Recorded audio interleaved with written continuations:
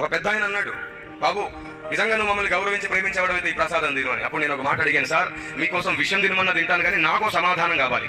నేను చెప్పేది కరెక్ట్ అయినప్పుడు మీరు నాకు జవాబు చెప్పలేకపోతే నా చేతిలో పెట్టిన దాన్ని మీరే తీసేసుకోవాలి. మీరు జవాబు చెప్పగలిగితే అప్పుడు నేను ఈ విషయాన్ని తింటాను అన్నాను. వాళ్ళకి అర్థం కాలేదు నేనేం మాట్లాడాను.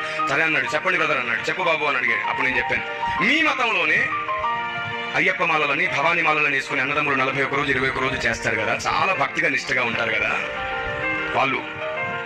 మీరు వాళ్ళని మీ గుడికి తీసుకెళ్ళి అక్కడ బలిగా అర్పించిన మాంసాన్ని తీసి వండి వారి ముందు పెడితే తింటారా అని అడిగాను. అప్పుడు ఆ పెద్ద ఏమన్నాడు తెలుసా, తినరు బాబు అన్నాడు. ఎందుకు మతం మారారా అని అడిగాను. లేదు అన్నాడు. కులం మారారా అన్నాడు. లేదు అన్నాడు. సాంప్రదాయాలు మార్చుకున్నారా అంటే లేదు అన్నాడు. మరి ఎందుకు తినరు? నిష్ఠలో ఉన్నారు, దీక్షలో ఉన్నారు. ఈ టైంలో వారు తినకూడదు, మేము పెట్టకూడదు. పెడితే పెట్టినందుకు మాకు శాపం, తిన్నందుకు వారి దీక్ష పాడైపోతుంది. మేము పెట్టమన్నాడు ఆయన. మా పెద్దలు మాకు అలా దీక్షలు పాడవడం నేర్పించలేదు అన్నాడు. అప్పుడు నేనేమన్నాడు తెలుసా, అయితే బాప్తిస్మం ద్వారా మేము జీవితకాలం దీక్షలో ఉన్నాము. దేవునికి స్తోత్రం కలుగును గాక. ఒక పెద్ద ఆయన అన్నాడు,